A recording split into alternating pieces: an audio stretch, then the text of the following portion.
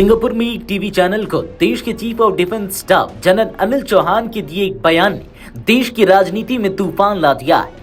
Operation सिंदूर के दौरान भारतीय वायुसेना के कुछ लड़ाकू विमानों के गिरने को लेकर जनरल चौहान ने कहा, यह ज्यादा अहम है कि हम यह समझे कि विमान क्यों गिरे, न कि ये कि वो गिरे। इस बयान पर कांग्रेस ने मोदी सरकार को घेर लिया है। मांग की जा रही है कि युद्ध के हालात, ट्रंप के बयान और ऑपरेशन सिंदूर की रणनीति पर संसद का विशेष सत्र बुलाया जाए। आखिर ये पूरा मामला क्या है, चलिए आपको समझाते हैं विस्तार से। दरअसल सिंगापुर में भारतीय chief of defence staff general Anil Chauhan के बयान ने राष्ट्रीय सुरक्षा को लेकर नए सियासी सवाल खड़े कर दिए हैं। ऑपरेशन सिंदूर के दौरान भारतीय वायुसेना के कुछ विमानों के गिरने को उन्होंने स्वाभाविक युद्ध स्थिति बताया, लेकिन यह भी कहा कि जरूरी यह है कि हम इससे क्या सीखते हैं। उनके इस बयान के बाद कांग्रेस हमलावर हो गई है और संसद का विशेष सत्र बुलाने की मांग एक बार फिर जोर पकड़ रही है। चलिए आपको एक बार बता दें कि आखिर जनरल अनिल चौहान ने क्या कहा था। उन्होंने कहा, मेरे लिए यह ज्यादा अहम है कि हम यह समझें कि विमान क्यों गिरे, न कि या कि वे गिरे। हमने उससे सीखा और 2 दिन के भीतर अपनी रणनीति में सुधार कर उसे लागू किया। कांग्रेस महासचिव जयराम रमेश ने इस बयान के बाद मोदी सरकार पर सवाल उठाते हुए कहा, सिंगापुर में जनरल चौहान द्वारा किए गए खुलासे हमारी मांग को और प्रासंगिक बनाते हैं। अब संसद का सत्र बुलाया जाए और 22 फरवरी 1994 के प्रस्ताव को दोहराया जाए, जिसमें पाकिस्तान अधिकृत कश्मीर यानी कि पीओके को भारत का हिस्सा माना गया था। कि हमारे सम्मानित आदरणीय chief of defence staff general Chauhan ji ने सिंगापुर में एक भेंट वार्ता में बहुत सारे चीजें कही हैं। हम चाहते थे कि रक्षा मंत्री यही बात सर्वदलीय बैठक में बोलें। हम चाहते थे कि यही बात जो जनरल चौहान ने कहा है प्रधानमंत्री लोकसभा में बोले, राज्यसभा में बोले। पर सिंगापुर से हमें जानकारी मिलती है कि पहले 2 दिन ऑपरेशन सिंदूर में क्या हुआ और हमने क्या उससे सबक सीखा, हमने क्या परिवर्तन किया, और उसके बाद जो और 2 दिन ऑपरेशन सिंदूर चला उसमें हमने क्या कार्रवाई की, हमको सिंगापुर से सुनना पड़ा। तो हम मानकर चल रहे हैं कि इसका विश्लेषण होगा, इसका गहरा अध्ययन होगा।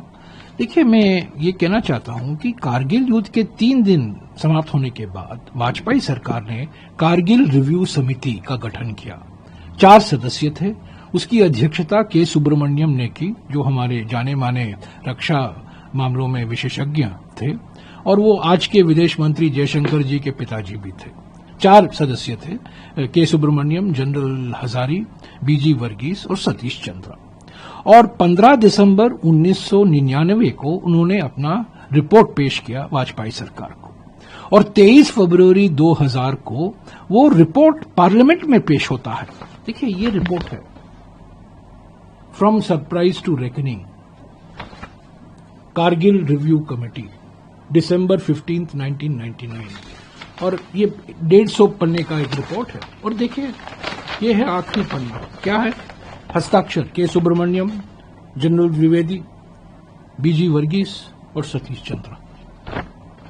ये विश्लेषण हुआ था, हमने क्या सीखा, क्या सबक सीखा, वास्तविकता क्या थी, हकीकत क्या थी, और आगे के लिए हमें क्या करना है। सबसे बड़ी बात, आगे के लिए हमें क्या करना है। तो हम मानकर चल रहे हैं कि इस पर चर्चा होगी, बहस होगा पार्लियामेंट में। विपक्ष के साथ भी विश्वास में लेना चाहिए प्रधानमंत्री को। और हमारी एक सवाल है कि क्या जो कारगिल रिव्यू समिति की माफिक समीक्षा की गई थी कारगिल युद्ध के बाद, क्या आप जनरल चौहान जी ने जो कहा है उस मामलों पर भी आप विश्लेषण करेंगे, अध्ययन करेंगे, रिपोर्ट पेश होगा और पार्लियामेंट में उस पर बहस होगी। तो यही सवाल है, क्योंकि इस जो ऑपरेशन सिंदूर के समय में जो हमने देखने को मिला, चीन की क्या भूमिका है, जिस तरीके से चीन और पाकिस्तान के बीच में जुगलबंदी बन गया था एयरफोर्स को लेकर, उसका असर क्या है हमारे भविष्य की रणनीति के लिए, इस पर सोचने की जरूरत है, एक सामूहिक संकल्प दिखाने की जरूरत है। उन्होंने कहा कि अमेरिका के राष्ट्रपति लगातार तीसरे हफ्ते दावा कर रहे हैं कि उन्होंने भारत और पाकिस्तान के बीच संघर्ष विराम करवाया, लेकिन प्रधानमंत्री नरेंद्र मोदी ने इस पर आज तक चुप्पी साध रखी है। जयराम रमेश ने कहा, हमने सरकार को पूरा समर्थन दिया है, लेकिन सवाल उठाना हमारा कर्तव्य है। प्रधानमंत्री एक सर्वदलीय बैठक बुलाएं, देश को विश्वास मिले और संसद का विशेष सत्र आयोजित करें। कांग्रेस सांसद प्रमोद तिवारी ने कहा कि विदेश धरती पर दिए गए सीडीएस के बयान ने यह साफ कर दिया है कि सरकार और सेना की कहानी में फर्क है। उन्होंने कहा, जब युद्ध होता है तो विमान गिरते हैं, यह एक सैनिक का नजरिया है, लेकिन सरकार के मंत्री कुछ और ही दावा कर रहे हैं। उन्होंने कहा, हम सेना के साथ हैं, उनकी बहादुरी को सलाम करते हैं, लेकिन मोदी सरकार देश को गुमराह कर रही है। सच्चाई सामने आनी चाहिए। कांग्रेस प्रवक्ता पवन खेड़ा ने सवाल किया कि जब 1962 के चीन युद्ध के समय संसद का विशेष सत्र बुलाया जा सकता है, तो अब क्यों नहीं? उन्होंने अमेरिकी राष्ट्रपति के युद्ध विराम और परमाणु हमले के बयानों को गंभीर बताते हुए कहा कि इन पर संसद में बहस होनी चाहिए। उन्होंने कहा, हर रोज सवाल उठ रहे हैं, युद्ध विराम कैसे हुआ, किसने किया, कब हुआ और ट्रंप क्यों कर रहे हैं इसका ऐलान? देश को जानने का अधिकार है। जनरल अनिल चौहान ने स्पष्ट रूप से स्वीकार किया कि ऑपरेशन सिंदूर के दौरान कुछ भारतीय विमान जरूर गिरे, लेकिन उन्होंने इसे सीखने की प्रक्रिया बताया। उन्होंने कहा कि इससे सीखते हुए भारत ने महज 2 दिनों में अपनी रणनीति को बेहतर किया और अगली कार्रवाई को अंजाम दिया।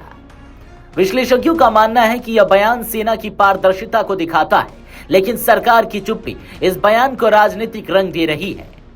कांग्रेस के अलावा आम आदमी पार्टी और वामपंथी दल भी सरकार पर हमलावर हो चुके हैं। विपक्ष का कहना है कि प्रधानमंत्री को आगे आकर स्पष्ट करना चाहिए कि क्या युद्ध विराम ट्रंप के दबाव में किया गया था? क्या भारत की रक्षा नीति अब अमेरिका के इशारे पर चल रही है? सीडीएस अनिल चौहान के बयान ने एक बार फिर से ऑपरेशन सिंदूर की पारदर्शिता और युद्ध विराम की प्रक्रिया को लेकर सरकार की जवाबदेही की मांग तेज कर दी है। क्या संसद का विशेष सत्र बुलाया जाएगा? क्या प्रधानमंत्री सर्वदलीय बैठक बुलाकर स्थिति स्पष्ट करेंगे? इन सभी सवालों के जवाब हमें आने वाले वक्त में मिलेंगे। वीडियो डेस्क अमर उजाला.com।